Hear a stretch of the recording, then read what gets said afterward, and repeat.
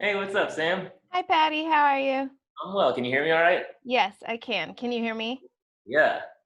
Awesome. I love that painting of Leon Russell back there behind you. Oh, yeah, thank you. Are I've you been, huh? that's yours? You're working on that? Or is Yeah, it finished? I can't tell if it's like it's a little of both. Sometimes that's what I mean. Paintings are weird. You never know when they're done. I'm sure it's like songs. It's like I'll Yeah, sit there and stare at it for a month and then decide that it needs something. But like one brushstroke, it's just yeah, anal retentive pickiness. yeah. But yeah, I'm working on it. It's still in progress. Cool. Yeah.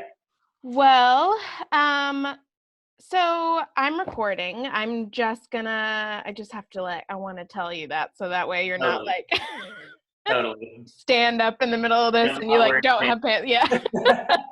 Yeah. So where are you at right now? I am at my house in Tulsa. In Tulsa. Okay, Yeah. cool.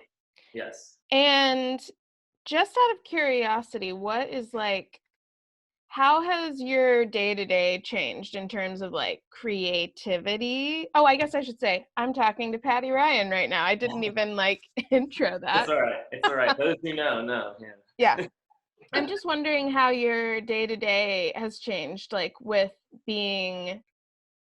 like gigs not being a thing right now, in terms of creativity and like how you're coping with that and stuff. Like how has that changed for you? Honestly, mostly for the better, and I can only say that because I haven't had anyone personally, knock on wood, touch wood, affected by the COVID yet. But honestly, like my anxiety has went down a bunch, not having any obligations. Like I'd also gotten a point over the past couple of years that I'm a little bit over touring maybe and being away from home. Like I have, a wife and dogs and a great house here and I like to paint and the local scene's great. So the only thing I miss a little bit is seeing all my, musician friends and getting to play live and create in that way. But I don't miss being out late at the bars and having to deal with people. It's like I have plenty of drums here at my house. I can play drums as much as I want and paint and stuff. So it's honestly been kind of nice to be forced to not do anything. Yeah. I kind of feel the same way. This whole thing has put me in a bit of like a dreamlike state Yeah, almost. time doesn't matter. And Yeah, and it really has actually been really good for my mental health, honestly. Just like not having expectations. I know it's seriously, not, no. Especially the life we live, like like there is no security. Like you can book a show, but there's no guarantee it's gonna. A million things could happen. Like right. music it's always up in the air. So this is like everything being up in the air kind of feels like it's not right now. It's like Yeah. everyone's like, as a musician, you can't do anything. Like you have to find other outlets or be a musician in a different way, which is like it's kind of nice. Yeah. Yeah. My friend Dan, who's in this band called Withered Hand, he called this the Great Pause, which I thought Yeah, was like the yeah. best name for it. Yeah. Um, so okay, I want to talk a little bit about if you remember. That's the thing about doing these is because it's like we recorded this a year ago. Yeah, yeah, Do you kind of remember the drum kit that you brought in? Because I do. it was really special to the sound of the drums on this record. And Brian and I talked a little bit about it in terms of like miking it and stuff. But Yeah.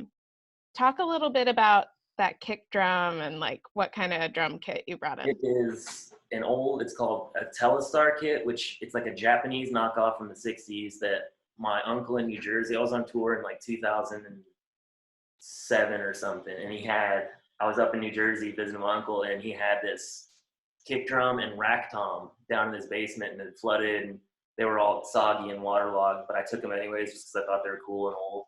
And it turns out I didn't do anything to them to like make them. I just dried them out and brought them home and put new heads in. It's because it's such a shitty kit. It has that sound, it has this weird dead. I don't know. It's its own thing. It's honestly it's the cheapest kit I own as far as value, but I've used it on. I mean, I've used it on every TV performance I've been on. Like it's crazy. I use it everywhere on tours and I have, What do people that you've done like TV performances with that kit, the guys that are like miking that kit yeah, up, what did they say to you? that's like my favorite part about that kit is when you first look at it, it looks like a piece of trash. Like it looks like somebody left it in their basement for 40 years and it got flooded, you know, like, and like, that's also, it's kind of like my whole mantra with drumming. It's like, it's not rocket science and there's no, I mean, you're literally hitting shit with wooden sticks. You know, it's not like humans have been doing it forever. It was the first instrument, you know, it's like, nobody should ever tell you what a drum set or drum or anything should be. Like that to me is crazy.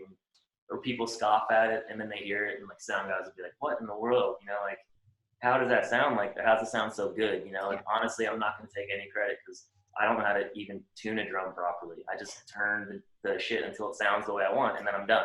Just leave it alone. And if it starts going wonky, you start turning until you find shit that sounds good and then leave it alone. Like, Nice. yeah, I don't like people getting to like the like real nerdy, like, oh, well, what kind of bearing edges do you have? What's the wood made of? It's like, I couldn't tell you. This one sounds like this. That one sounds like that. That's all I can tell you. You know? Yeah. I yeah, think it's fun. I think there is at a certain point though, you have to take a little bit of credit because a lot of that has to do with like feel, and you Sure, have like sure. you know how to like hit a drum. Totally. Yes. Well, that's part of it too. Is the way I play. I've slowly migrated towards drums like that. Like I look for old drums. Like I just have stacks of old drums everywhere. Like even if I don't play them out a lot, I will find it and I have to like it has a unique sound. It's like, ooh, I could use that on a record at some point. It has this really weird like kind of floppy sound. I would never use it every day, but it might for this one thing. And I don't want to end up on like a wall of a Cracker Barrel or something, you know, like never being played. That would Cracker Barrel. yeah, it's like this drum should belong to drummers, like not collectors or you know whatever. But oh yeah, also I've steered towards those drums because of my playing. Like if you put me on like a big church kit, you know, with like 6 toms that are all tuned perfectly, I'd sound like an asshole because I don't know how to play that kind of instrument. You know, it's not the same thing. Which is also another thing about backlining. Whenever you get to a show and they're like, you've carried your drums there, and they're like, oh, we got a kit set up already. All you need is your cymbals. It's like, you would never do that with a guitar player. You never be like, just bring your guitar. We got pedals and everything set up. Guitar players are so picky. I mean, they try to do it, but it's just crazy to me that people think drums are just drums. It's like, no, it's all sounds different, you know? Yeah. No, that's totally true. When I was talking to Kyle, he was talking what you were saying about having like a drum that you might just use once for something that's like a specific sound. He has like sampled all of these different just random sounds like in a field recording way almost, and he has them built into his synthesizers, and he's like, I might never use that, but I might be like making something and it would just like be that one sound that I needed all of a sudden. Such a genius, and yeah, I would never make you backline your drum kit, by the way. Thank you, I appreciate that. Unless the backline kit is like in a really old Ludwig or something, which happens in Europe way more than here. Like sometimes like I'll show up and there'll be like my dream kit. And it's just like the excitement, you know? That's crazy. Not a DW. So the kick drum that you used on this recording was like a sawed in half. Wasn't it like a sawed in half? Oh, yes. I thought I brought that Telestar one. Maybe. Well, maybe I brought them both because that red one that's sawed in half fits anywhere. I mean, it was a Craigslist drum for $10, like just an old, I don't even know what kind it was, like a beginner's drum. But yeah, I just cut it down the middle and move the hardware. So it's like a really shallow 20-inch kick drum, but it's real boomy for some reason. Again, I didn't put bearing edges on it. I didn't do anything you're supposed to do when building a drum. I just cut the drum in half and put a head on, and it sounds awesome. Like, that's another one of those. I've been using it out live before this happened anyways, just because it's so easy to carry around. Like, and it sounds awesome mic'd up. It doesn't work with a band unless it's mic'd up, just because it's so tiny. You know, it gets kind of lost. But it's weird and quirky, and a $10 Craigslist find. That's so crazy. I love that. No, I think you did use it on the record, but then you used the other one on the live recording, the video. Yeah, you're right. You're absolutely right. Yeah. And I think I had just done that to that kick drum too, whenever we recorded it. Like I like maybe a couple weeks before and only Yeah. tested it out. And it was like, this sounds awesome. Yeah, because you brought it in and you were like stoked about it. So Yeah, yeah. It's funny, we actually just did a session for like all the Tulsa people out at Leon Russell's old lake house studio. And I brought like 4 kick drums because I got to drive myself and I never get to bring all my drums. So like I brought, and we ended up using that little red one for everything pretty much. I mean, every drummer that came in pretty much used it. It just sounded too good on tape, which is so weird. Like, yeah, because it's shittier than my Telestar, believe it or not. it's nuts. Playing trash drums. Yeah, I like it. I mean, I've steered towards that kind of sound a lot. I know people like toss the name Jay Belrose around like a lot, Yeah, but yeah. I think he was kind of the person that brought that sort of drum kit like into more of a mainstream like usage. And to be fair, actually, when I started really diving into that sound was the Secret Sister stuff, and Jay had just recorded the record for him with T-Bone, and I was replacing. I mean, I was the live drummer, whereas I was playing all his parts. So a lot of that, you know, I came from like more of a heavier rock world, like a indie rock world rather, and then that was kind of my first foray into sounds instead of like being the drummer and, you know, playing the shit out of something. Like Laura showed me a bunch of videos of Jay and stuff. She's like, he doesn't even use a hi-hat, which he does sometimes, but he is a very, very tasty drummer. But Jim Keltner is also like the original. I mean, he can do anything, but he's like the original guy that I heard that he didn't play drums like drums, you know? Right. That's like super fun for me because I'm not a great technical drummer. I just like playing songs on the drums, you know? Like, I like the feel you were talking about. It's like you don't need to do anything complicated. Just play the song with everyone else, and it's the easiest one. So yeah, I don't have to memorize notes or anything.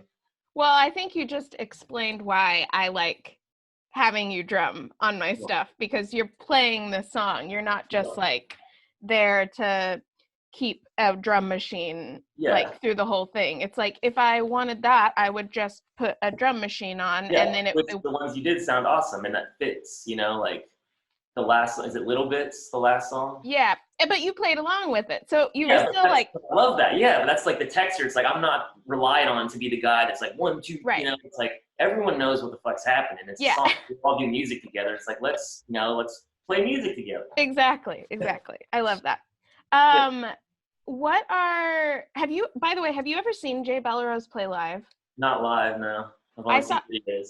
I saw him play with Sam Phillips like a few years ago. I opened for her at the folk school in Chicago, and he was playing with her, and it was insane. Like he had like full weird little janky set of like chimes like behind him and stuff, and it was interesting. He's a sound guy. Like you'll never see him just playing a drum beat, really. You know, like everything is textures and like it's in and out a lot. I just love it. I love his playing. It's lyrical rather than like scholastic. It's not like this is what I'm supposed to do. He's like, it doesn't matter. It's drums. Again, I'm just gonna hit shit with sticks.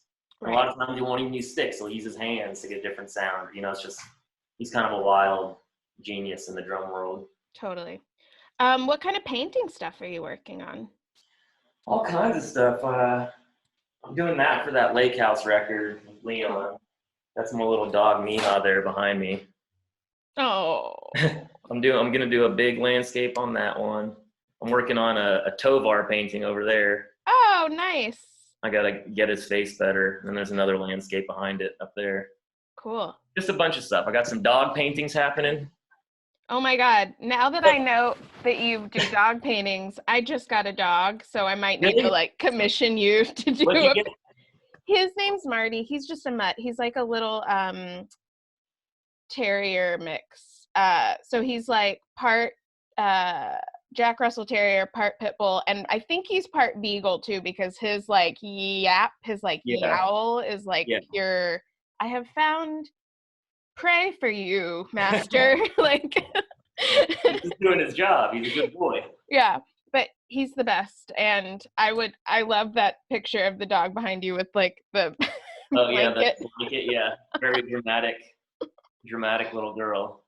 Really good. I love it so Thanks. much. Yeah, I want to see Marty. I'll have to get a good look at that mutt. Let me see if I can show you him real quick. He's asleep on the. Oh my gosh, he's so cute. He looks like my little Miha, that white dog, except a black version. She's like the same mutt kind of size and shape. We think she's a rat terrier.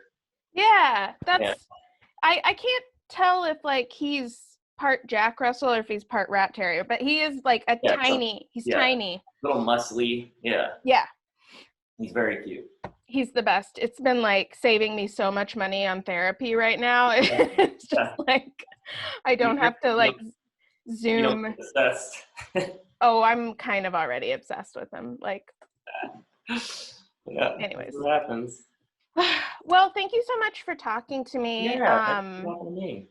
And it was good to see you. Yeah, you too. This is some much needed human interaction. Yeah, that's kind of how I've been feeling about these. Is it's just like, oh yeah, people. Yeah. Nice to be around. Yeah. Well, thanks, and have a good rest of your day. You And too. I'll go check out Brian's little video and see yeah, how funny he is. it's silly. All right, well, keep me posted what goes on with him. Okay, bye. All right, bye, Sam.